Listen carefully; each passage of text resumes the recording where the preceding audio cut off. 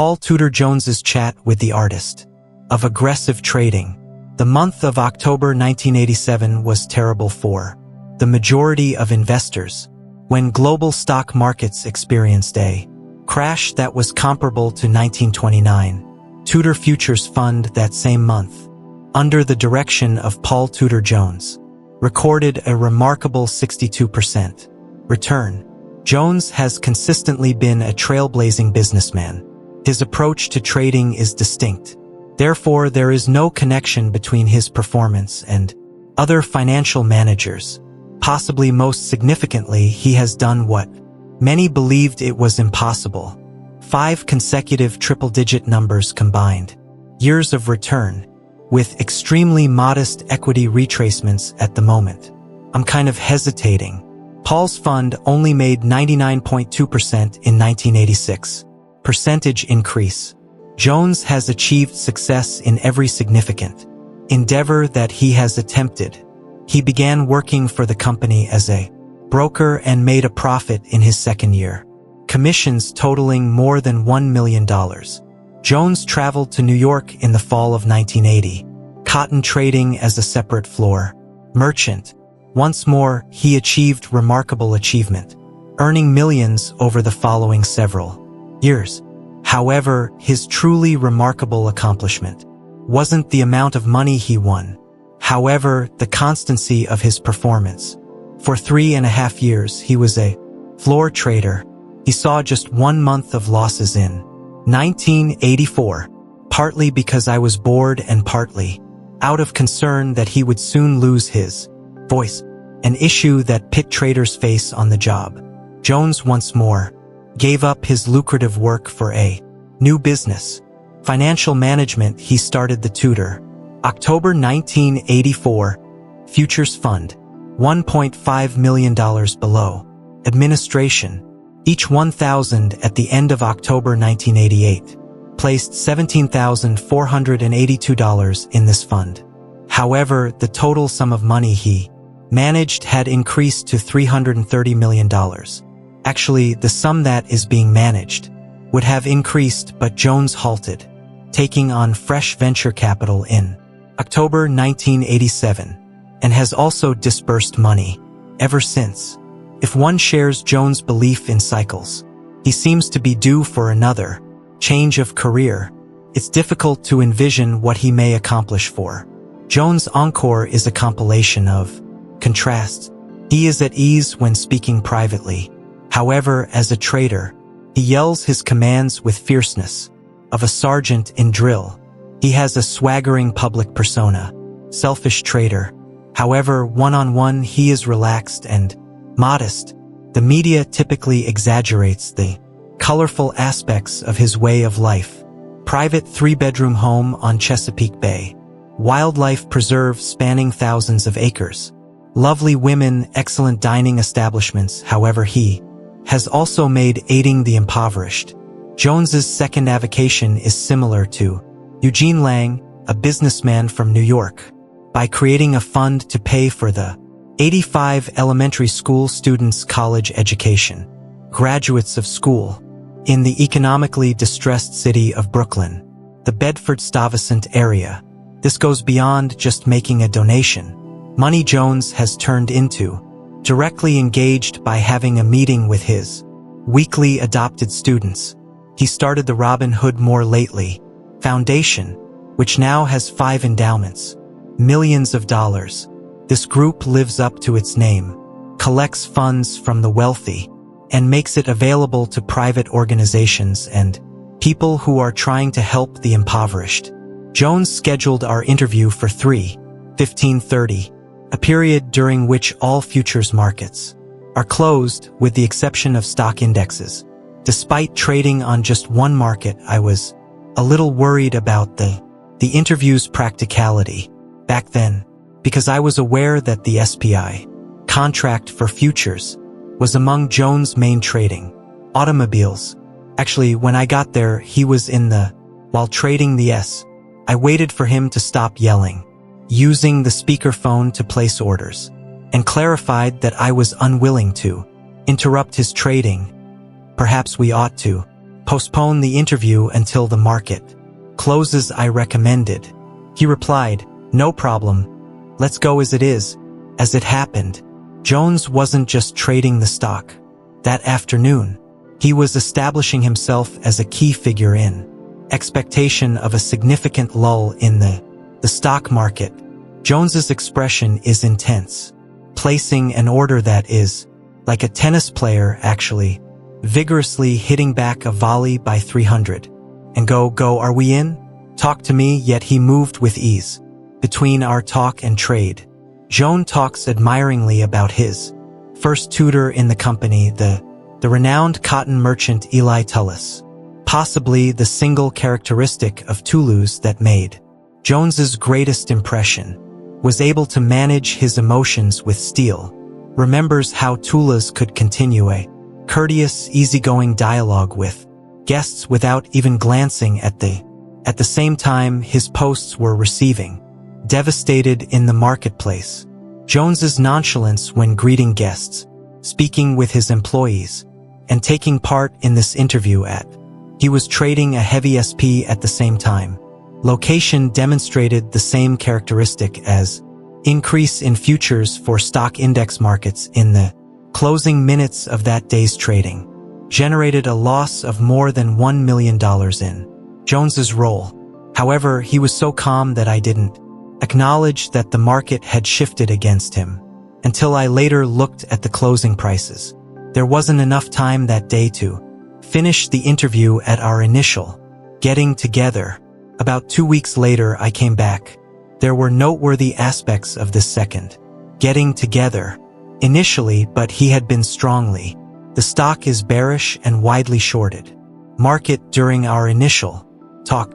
Jones's immediate assessment of the stock. The market was now more optimistic. In the meanwhile, the stock's failure. Market to continue its downward trajectory of the cost and duration he had expected. Assured him that the market was going to greater in the short term. He underlined that this market is sold out at our second encounter. This complete change in perspective within brief period of time demonstrated the extraordinary adaptability that the secret to Jones's success in trading. He not only promptly left his initial posture but was prepared to join the opposing side as soon as the proof showed his first. The projection was inaccurate. Indeed, his change of heart worked out nicely. Timed. Second, Jones abruptly took on a very cautious manner concerning forecasts related to the economy and the stock market. He feared that a second major would. The stock market's selling wave. October 1987 could be the first to a form of monetary McCarthyism. Yes, there is historical precedent for such a worry. Amid the Senate proceedings that took place in the committee, members in the 1930s were so anxious to identify the guilty culprits for the stock market crash of 1929 that they caused New York stock to rise. Officials from the exchange who had held positions. Jones was afraid during the price decline, is a well-known speculator and economic trend forecaster. He could be an easy target for any upcoming witch hunts by the government. Jones had been especially uneasy about a request from a well-known government official. You wouldn't in relation to his trading. You have no idea how high this individual was. He gave me an explanation in a voice with a hint of disbelief, taking special attention not to reveal any particulars. However, Jones maintained his friendliness despite the candor of the initial interview, replaced by a nearly pre-recorded quality of his answers. For instance, a query on trading approach received a response regarding the front operating a criminal enterprise, whereby a broker sets his own purchase order before a sizable customer order. This response almost teetered on the ridiculous. Jones doesn't take orders from customers. It was as logical as a football fan's denying that who wagers in his office pool. He threw the game by accepting a bribe. Jones seemed to be utilizing the interview as a venue for releasing a formal declaration, possibly to serve as proof in some speculative, upcoming hearing in Congress. I felt that Jones was being excessively wary, if not suspicious. However, the anticipation that a real economic catastrophe would result in to murder those who bring unpleasant news doesn't appear to be that far retrieved, and the interview is now. When did you initially become intrigued by trading? These are the responses from Paul Tudor Jones. I read an article while I was a college student on Richard Dennis that created a significant impact on me. Dennis, in my opinion, had the world's greatest job I've ever had. Gratitude for trade due to the fact that my uncle, Billy Donovan, achieved great success. Dealer of cotton. After graduating from college in 1976, I traveled to my uncle and inquired whether he could assist me in getting. He sent me to Eli after beginning as a merchant. Tullis, a well-known cotton merchant who resided in New Orleans. He told me that Eli is the best trader he knows. When I visited Eli, he extended an offer to me, a position on the New York floor, exchange of cotton. Why did you go to work with Eli rather than your uncle? Because the main person engaged was my uncle. In the business's financial aspect, cotton commercialization caught my attention. Become a trader immediately. How much time did you spend working on the floor of the conversation? What was your role there? I worked as a floor clerk, so everyone starts, but I also completed a lot of analytical effort, keeping an eye on the market to try to determine what caused it to tick. I worked as a clerk in New York for roughly 6 months before going back to New Orleans to be employed by Eli. Did you gain a lot of trading knowledge from Eli? Is unquestionably. Dealing with Eli was an amazing experience. He would exchange position sizes based on experience. Of 3,000 contracts, when the total open interest in the market was just 30,000, he would trade more than everyone else. Cotton merchant off the ground. He truly was a sight to behold. Trading futures in lieu of cash or just making assumptions. He was an incredible speculator. It was that, because he employed his personal broker on the floor, everyone was always aware of exactly what his role was. He had no trouble tagging Eli's demeanor. Was it really that bad? I'm going to take them directly, so that everyone was aware of his hand. However, it seems that it didn't harm him. Is that an anomaly? Do you attempt to conceal your positions like I do? However, in actuality, the men in the pit, who have spent 5 or 10 years there, are aware that it's me. When I trade the one, everyone knows it. I discovered from Eli that, in the end, the market will go where it will travel. Thus, you don't believe it's necessary to keep your positions hidden. I believe it's critical to put in an effort. For example, my previous orders were especially simple to read because I traded in 300 contract multiples. I now divide up my orders and I may give a single broker to ensure 116 plus an additional broker to reach 184. I have a minimum of 4 brokers in each. What else did you discover from Tallis Pitt? He was the most resilient of a father. Did you know that he taught me how to trade? Really competitive, and you must be able to deal with having your butt kicked. Regardless of how you look at it, there are massive emotional fluctuations. Participant. It seems to be a generic character. What about details in a building lesson? About, I learned how to move through trading Tallis. Volume. When trading size you must obtain. When the market permits you to.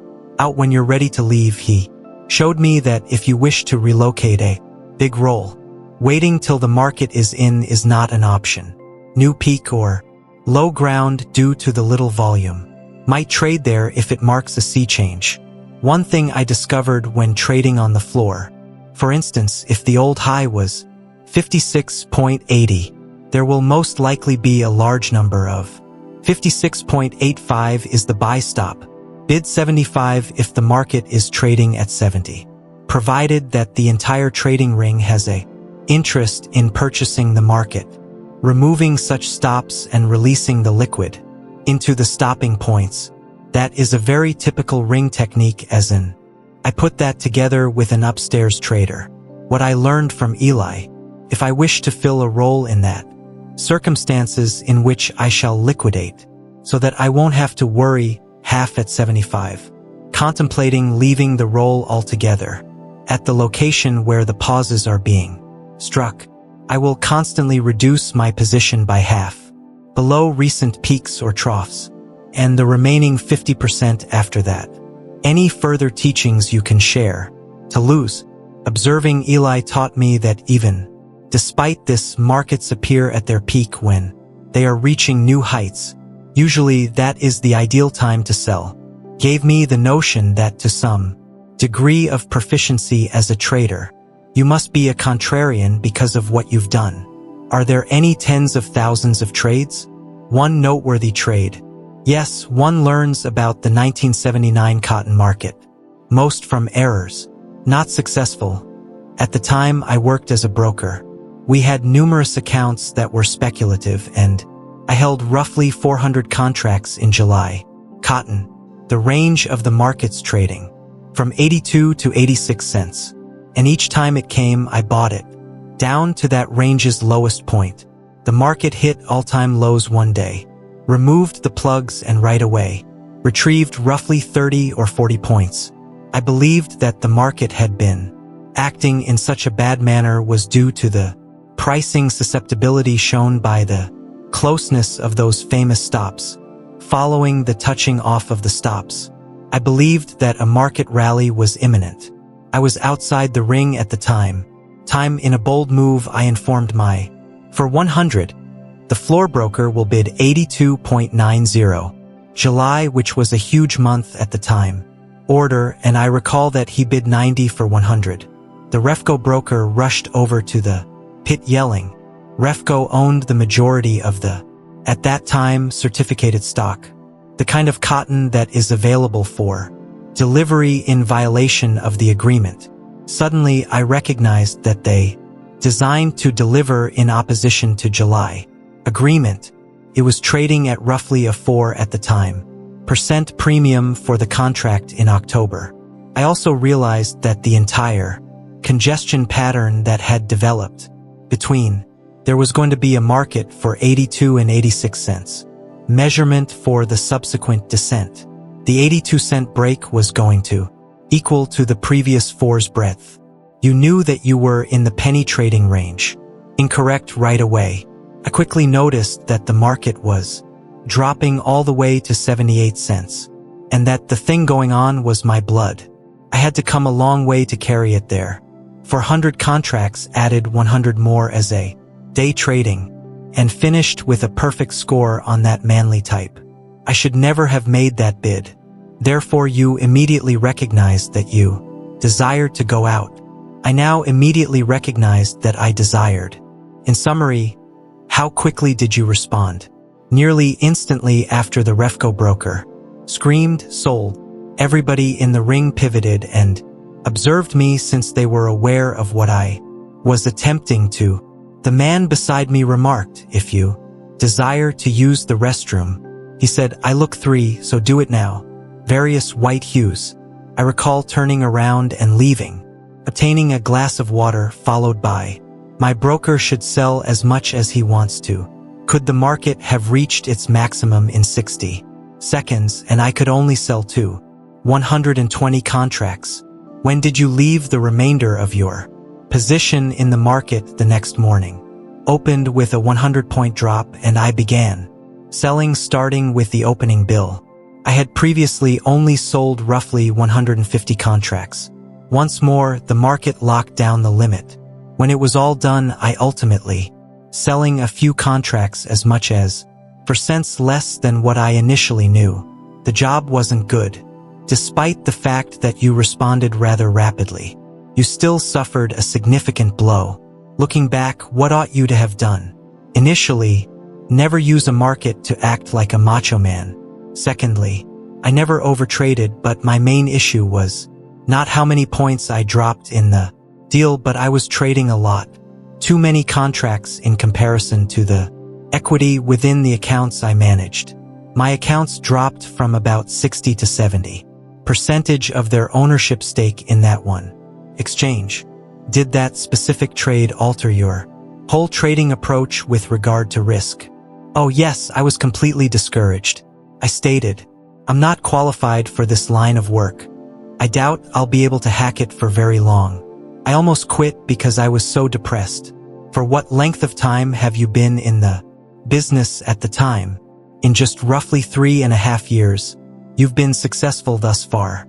Generally speaking, the majority of my clients had made cash and I was a significant producer for my business. Imagine if someone had handed you few $1,000s at the start of the 3-year time frame. They were most likely up threefold, so everyone who spent a lot of time with you, time still had the upper hand. Yes, but I endured some severe drawdowns in the interim. The cotton trade nearly closed. Breaker for me at that moment, it was, why risk? I asked, Mr. Stupid, why not make everything on a single trade? Your life as an endeavor to find happiness instead of more than suffering. I initially determined that I had to learn how to manage your finances and maintain discipline.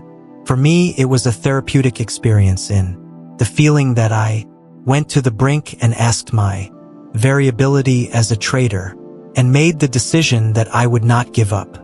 I was committed to returning and fighting. I made the decision to become extremely orderly and professional about my trading. Has your trading style drastically changed from then on? Indeed, I now spend my days attempting to make being as content and as ease as possible. If there are positions that work against me, I leave immediately if they're pursuing me. I suppose you haven't just begun. I keep them, trading more quickly but with lesser quantities. I'm always quicker and more defensive, contemplating financial loss as opposed to generate revenue.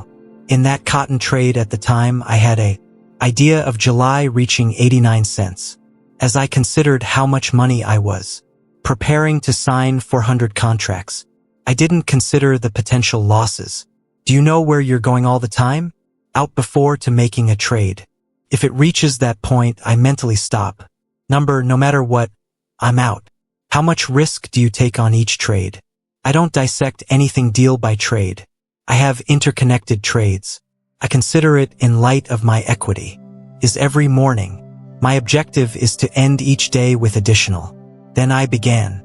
I won't enter tomorrow morning and state that I don't have enough SP from 264 and it shut down yesterday at 257. I can therefore endure a rally because I constantly consider it akin to being briefed from the close of the night before. The most crucial factor is risk management. For instance, in trading, I'm down approximately 6.5 right now. I have a 3.5% for the month, a 0.5% halt to my stock for the remainder of the month. I wish to ensure that I never experience a loss of double digits in any given month. A component of your trading approach is an unconventional attempt to purchase and sell. Pivotal moments. Suppose you're trying to find a top and come to a close stop. As the market hits a new peak, you then be stopped out. How many times on a single trade idea will you attempt to identify a pivotal moment prior to giving up? Till I have a significant change of heart. If not, I'll continue to trim my reduced position size because I'm losing exchanges. When I trade poorly, I keep losing money. The size of my position. I shall trade my smallest in this manner. Size of my position while I'm trading less well. Which trading guidelines do you adhere to? Never. Average losers make trading less profitable. Volume when trading poorly. Turn up the volume when you're trading effectively. Never trade in circumstances where you are powerless. For instance, I don't take big risks, sums of money, before important news because that is not trade but gambling. If your position is losing, that is making you uneasy, the fixes. Extremely basic. Leave since you may always return. Nothing compares to the freshness of begin. Don't worry so much about where you entered a position.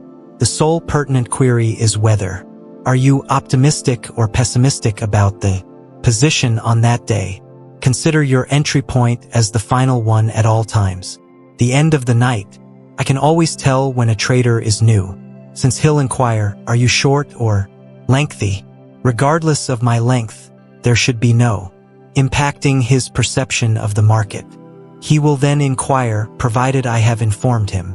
Where are you long from? I'm long. Who gives a damn where I'm from? Irrelevant to whether the market is the environment bullish or bearish, now or to the balance of risk and reward in a lengthy position at the time. The most crucial trading guideline is to play excellent defense, but offense day I believe my position is incorrect. I am aware of my stop risk points. I'm going to do it in order to define my maximum drawdown that is feasible. I hope to spend the remainder of the day taking pleasure in the roles that are emerging in my guidance. In the event that they oppose me, I have a strategy for escaping. Don't always have an ego or act like a hero. Ask yourself a question. And you never feel that way about your abilities. You're excellent. You're dead the moment you do, Jessica. Livermore is among the best. According to reports, speculators of all time said, eventually, you will never be successful in trading markets. That was a heartbreaking statement for someone such as, I'm just starting out in business. The notion that the markets are unbeatable is a terrifying idea. Consequently, my guiding principle is playing excellent defense. Don't assume it if you make a good trade is due to the fact that you possess some extraordinary foresight. Constantly keep your feeling of assurance, but control it. But you have been successful for years, don't you? More self-assured than you were previously. I feel more frightened now than I did before. Point when I started trading, since I acknowledge that success might be fleeting. In this company, I am aware that in order to succeed, I must feel afraid. My greatest hits have consistently followed. I've had a wonderful time, and I began to believe that I was aware of something. It seems to me that you frequently put positions in place close to market turns. Your accuracy has occasionally been strange. What's up with a method of decision-making that lets you to enter so near the turns? I hold strong opinions about the long-term direction of every market. I also have a very limited time frame for discomfort. Consequently, I might attempt trading repeatedly from the long side over a few weeks in a marketplace that keeps going down. Is that a problem? Of doing numerous probes until you hit it at last. In fact, I think of myself as a premier market opportunist. That indicates I come up with a concept on the market and go after it with a really low-risk perspective till I've been consistently shown to be incorrect, or until I shift my perspective in another. It's a better story to tell with words. Paul Jones purchases the market 2 T-bonds, ticks from the low. Instead of his 5th attempt, Paul Jones purchases T-bonds. I believe it is 2 ticks from its low. Undoubtedly a component of it. The other is that I have consistently, as a swing trader, which means that I have faith in the best money, happens when the market turns. Everyone claims that attempting to choose the tops and bottoms and you create everything. The cash by observing the patterns in the middle. For the past 12 years, I have frequently been lacking the center's meat. However, I have caught numerous bottoms and shirts. If you're attempting to follow trends, to collect the earnings during a shift, you must utilize really broad stops. I'm not at ease doing that. Additionally, markets only trend around 15% of the time. They move sideways the remainder of the time, which fallacy is the most common in how the general population views markets. That it is possible to control markets. That on Wall Street there is a group that regulates market price action. I am able to enter any market and establish a stir for a few of days, perhaps a week if I visit a market at the ideal time. By adding a small amount of gas to the top, I am able to make a bull appear real. Marketplace, however, unless the market is actually stable, As soon as I stop purchasing, the cost is going to descend immediately. It is possible to open the most exquisite sacks. Anchorage, Alaska's Fifth Avenue. A fantastic summer attire department, but only if someone is willing to invest in clothing or risk going bankrupt. What other misunderstandings exist regarding the markets? The notion that those connected to Wall Street is aware of something. My mother is a prime example. Watches the Week of Wall Street and she takes all of their statements with nearly a religious zeal. I'd wager that you might likely fade. I know that you speak with Wall Street Week traders in almost all of the major markets, almost every day. Do you feel uneasy about being on the fence's other side from these individuals? Yes, I want to win. Who wants to lose? Join them, since I make it a point to conversing with those that possess the greatest track records. How can you maintain all these different viewpoints from impairing your own vision? Suppose you are pessimistic about a market, and 75% of those you speak with are optimistic about that market. Do you do something? I'll wait and give you a ideal illustration. I had been pessimistic until last Wednesday about crude oil, when it was between a pair of the greatest crude oil merchant is Dollar Advance. I am aware that I was bullish at the time.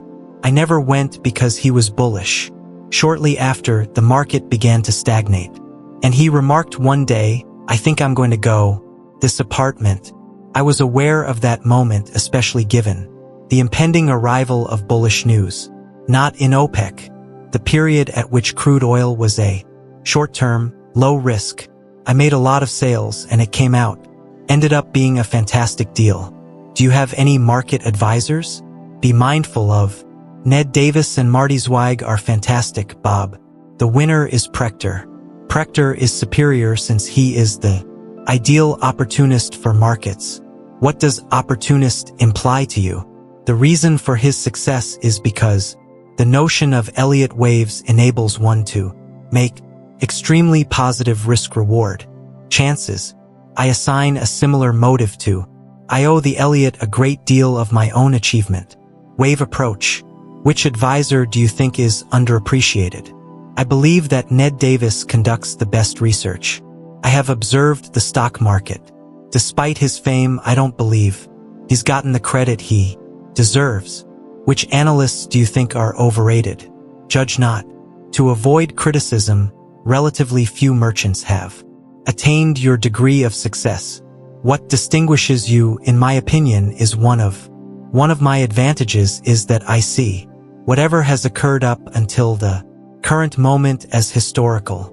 I don't give a damn about the error that I made in the market 3 seconds ago. I'm going to do what I care about. Take action from now on. I make an effort to stay emotionally detached to a marketplace. I try to keep my trading beliefs to myself, affected by whatever remarks I may have made on file regarding a market.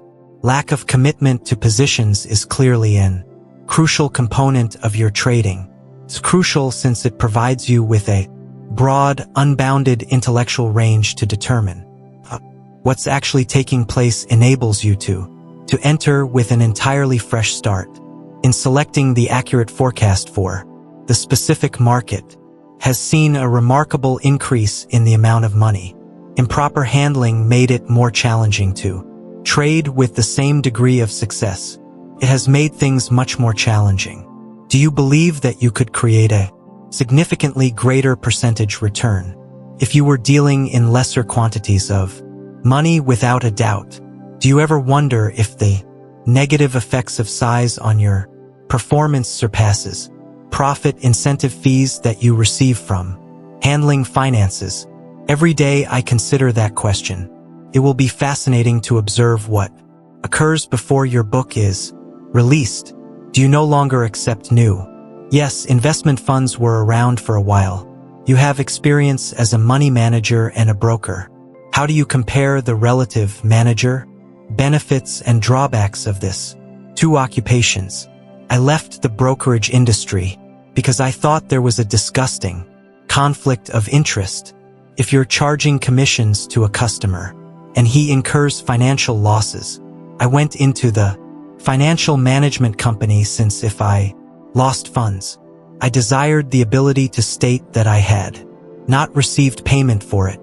Actually, I think it would cost me a bundle because I've got an that would knock out the Bronx from above. Zoo, I never say I'm sorry to anyone because I'm not compensated. Do you keep your money in unless I win? Your personal money. According to my estimation, 85% of I have placed my own money into my net worth. Mostly because I think that's the world's safest location for it. I firmly think I'm going to be so conservative and defensive. Whatever you did, and I will receive my money back. Remarkably successful in October 1987, a month that many people found disastrous. Other merchants. Could you just complete a few details? The week following the collision was among the most thrilling times in my life. We had been anticipating a significant stock fall of the market since mid-1986 and had backup measures prepared due to the potentiality we anticipated for a financial collapse at the time we arrived. On October 19th, Monday, we were aware that the market would crash on that particular day. What convinced you that the Friday of last week was a record volume day? On the negative, the identical event occurred in 1929, 2 days prior to the collision. In 1929, our analog model had the collapse that is flawlessly executed. My research-developed analog model, Peter Borish, the director, overlaid with the 1980s market throughout the 1920s and 1930s. The two markets showed a striking level of association. One important tool in my stock was this model. In the late 1980s, index trading. 7. Baker's weekend for the Treasury Secretary claimed that the United States would no longer encourage the dollar due to its disputes with the West. The kiss of death for the Germans was marketplace. When did you fill your temporary role? In fact, we hid our shorts and went a little lengthy on the last day of the actual crash on October 19th. What caused the majority of your October profits? To your position in the short stock index. No, we also had a really successful bond position. On the day of the collision, we donned the largest bond investment we've ever held. The behavior of the bond market had been awful during the day on October 19th. Throughout the day, I was somewhat worried regarding the stability of our customers as well as our own resources. We possessed a variety of assets, street-side commission houses, and I believed that the monies might be in jeopardy. It was an unacceptable circumstance.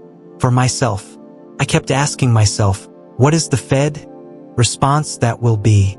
I assumed they would need to include enormous volumes of fluid to establish a very positive atmosphere instantaneously, but given that bonds had been acting ill all day, I was unable to force myself to remove the catalyst for a long-term bond investment. In the final 30 minutes of trade, bonds appeared out of nowhere, and I then realized that the Fed was prepared to act.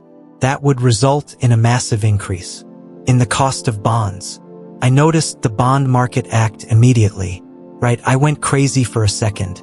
Is October 1987, in your opinion, an early warning indication of further bad times to come? I believe the financial community, especially Wall Street, received a potentially fatal blow.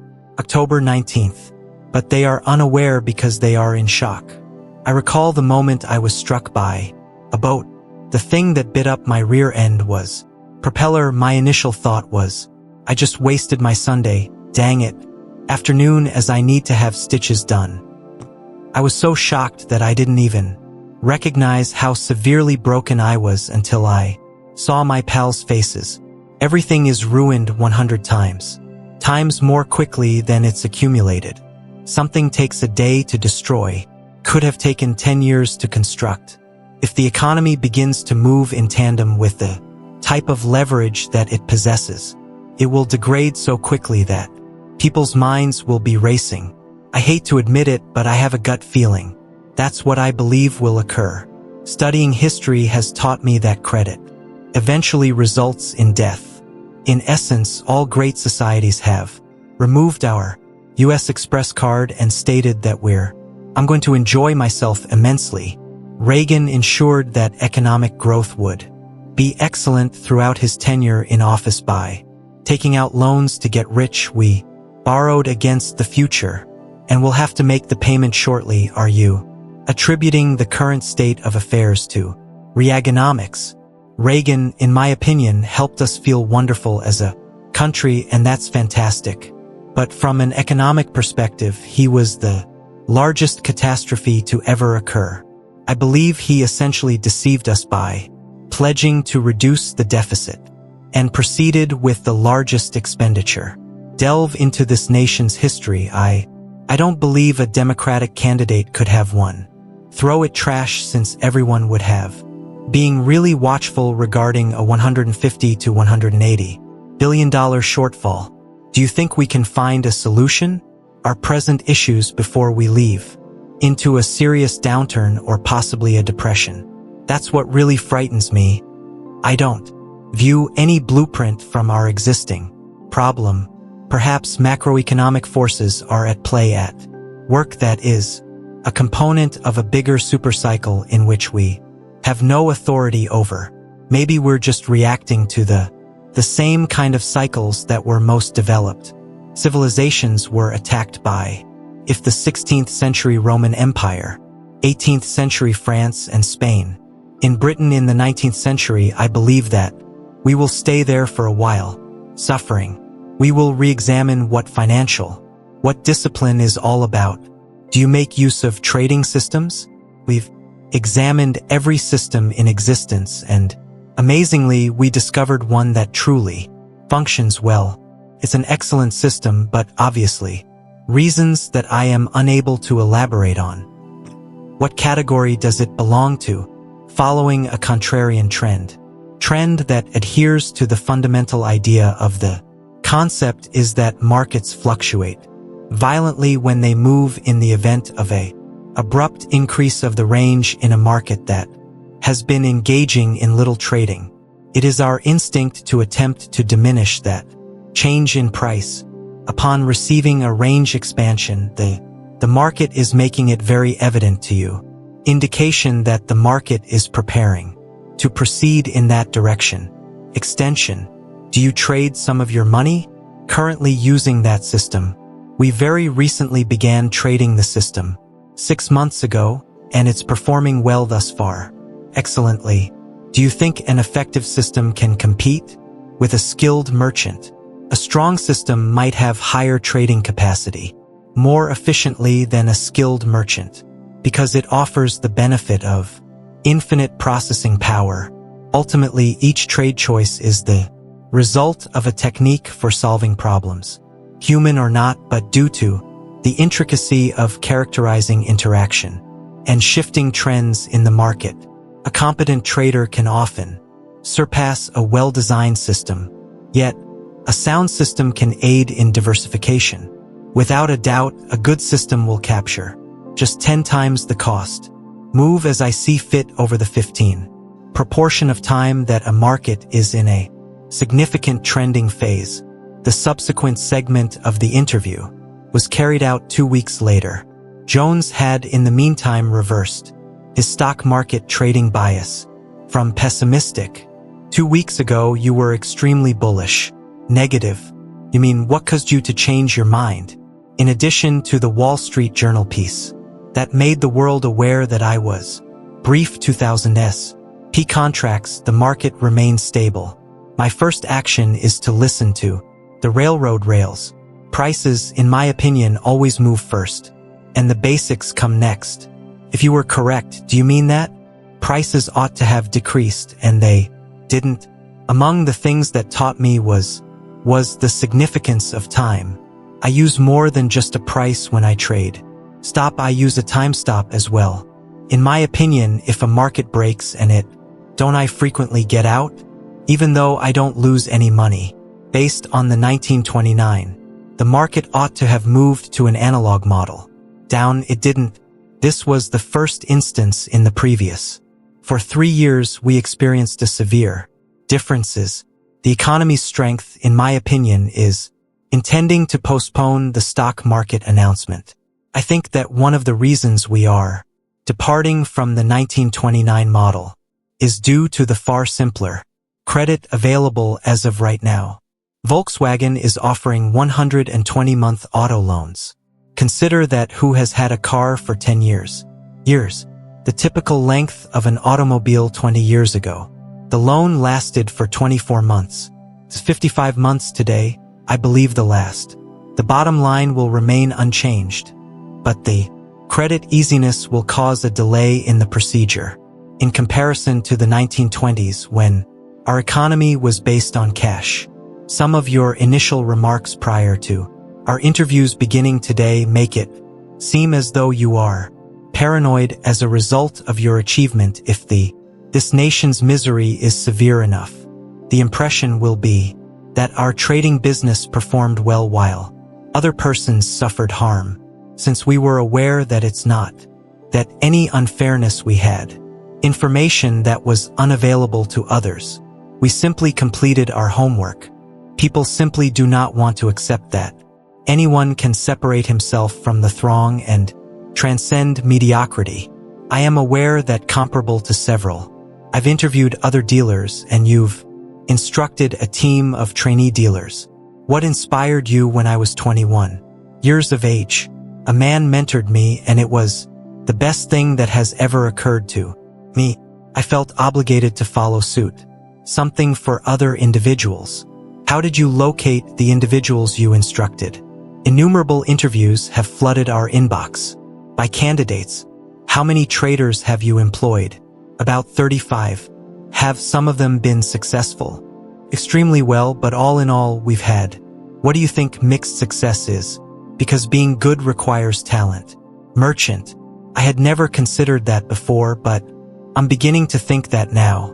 One of my shortcomings is that I'm constantly tend to be overly hopeful, especially regarding other people's capacity to achieve. During your I Have a Dream program, you've promised to support the instruction of a class of children from a impoverished region motivated by the 60-minute Eugene Lang show. Yes, I would like to speak with him this week. Within 3 months of the performance, we would establish our own program. I've consistently held a strong belief in leverage the factor that truly made me. Concerning the program, there was the possibility, because of its multiplying effect.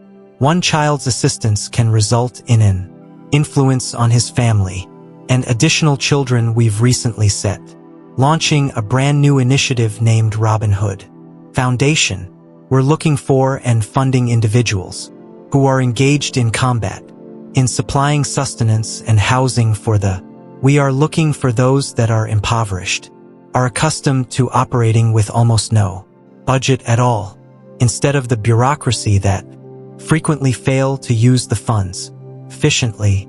Has this started to have a significant role in your life? In my opinion, I've had such wonderful luck with the markets that I feel obligated to pay back. I can't say that in exchange for anything. I've succeeded because I've improved more than anyone else. With God's grace, I was correct. Location at the appropriate moment. I have a great responsibility to communicate. Is the positive fervor of victory as powerful as the anguish of losing? Nothing is more detrimental than poor trading. Day you feel so low that it's challenging to maintain your head up, but if I was aware of it, I could possess a comparable experience in the thrill of victory. I would choose the winning combination and losing days whenever you're feeling that much more vibrant. Trading provides you with a very intense sense of the purpose of life. You live on the extremes emotionally. What is the most crucial piece of advice that you may provide the typical trader with? Don't concentrate on earning money. Instead, defending what you own. Do you still think you'll trade 10 or 15 years from now? There is no other way that I would have it. And now, Paul, some last remarks. Jones made money as a trader from his begin in the company, but early on years, His performance was erratic and required a unpleasant trading experience to firmly establish the significance of risk, command over his thoughts. Because of that heartbreaking cotton trade in 1979, Jones has maintained a high standard of net profitability while drastically reducing his risk today. The core of Jones's strategy is risk control, trading approach, and achievement. He never considers what he could create on a specific trade, but solely on what he might psychologically lose. Identifies each of his locations on the marketplace, regardless of how much money he makes. In a place in Jones's thoughts, his entrance cost was the close of the night before. Since this method guarantees that there is, he never used a cushion in his work. Jones never becomes comfortable with any of his stances. He keeps an eye on each person's risk position, although he keeps a careful eye on the performance of his complete portfolio instantly. If his overall equity decreases by 1 or 2% during the course of one trading session, he may as well sell off all of his positions instantly. It's usually simpler to reduce his danger by return. He says to enter and exit if Jones's trading begins to go badly. He will keep lowering his position size till he gets back on track, such that while he is trading at his lowest level, he is trading as well. The smallest he's ever had a net trading losses.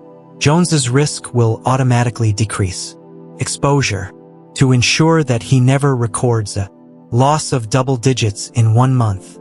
Following significant winning runs, he is especially cautious about obtaining overconfident. In summary, Jones keeps risk under control. As he puts it in a dozen different ways, most play great is a crucial trading rule. Defense, not very offensive.